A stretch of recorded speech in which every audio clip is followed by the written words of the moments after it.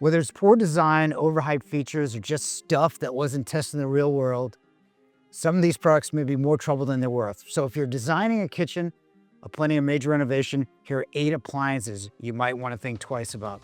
Let's start with these massive 42 and 48-inch built-in refrigerators. The ones with ice makers, convertible drawers, stainless interiors, and sleek panel-ready designs.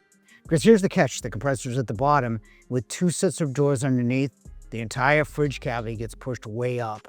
For most people, the top shelf is just not practical.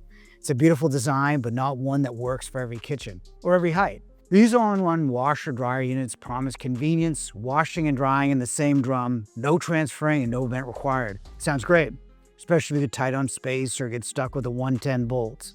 But here's the catch.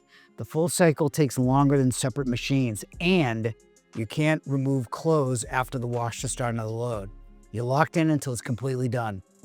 So if you've got more than one load to run, it takes a while. Add in the need for constant lint cleaning and convenience may start being a problem. Dual fuel ranges sound like the best of both worlds. Gas cooktop on the top, electric oven below. In theory, you get the precision of gas for cooking and the even baking of electric. But here's what doesn't get mentioned. If you're mostly roasting or broiling, gas ovens with their moisture heat actually perform better. Plus, installing a dual fuel range often means upgrading your electrical panel to handle 30 amps or more, especially in older homes. And if you're after speed and control, induction's faster, simmers better, and has the same electric oven. Dual fuel is more expensive and often overhyped.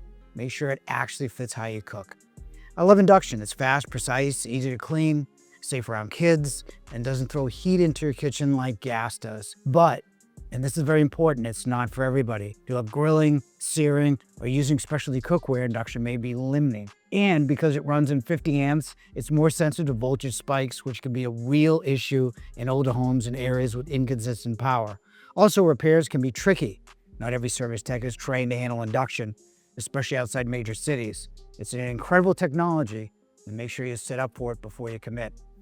Dishwasher runs at 44 decibels or less, congratulations, it's already silent. You don't need to spend hundreds more for something that's technically quieter, because once you hit that level, you literally can't hear it running.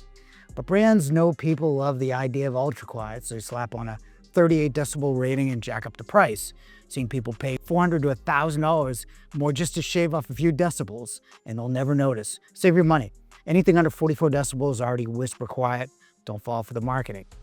Downdraft vents sound clever. They then pull smoke and steam down instead of up, giving you a cleaner look without a bulky hood. But here's the problem. Smoke rises, always has, and probably always will. A downdraft has zero capture area and usually a long duct rod, often placed way behind the front burner you actually use. So the smoke goes nowhere. If you cook anything beyond toast, downdrafts just don't work.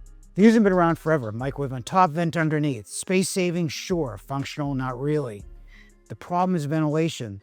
These units are only about 16 inches deep, which means they barely cover the front burners, and those are the ones that you actually use. The built-in fans, they max out around 300 to 400 CFM, which isn't enough for modern high BTU ranges. So the smoke, grease, and heat just stay around your kitchen. If you cook often, skip the multitasker and get a proper range hood. If you enjoy spending thousands on appliances that don't fit, don't work, or can't be fixed, by all means ignore this channel. But if you'd rather not do that, hit subscribe.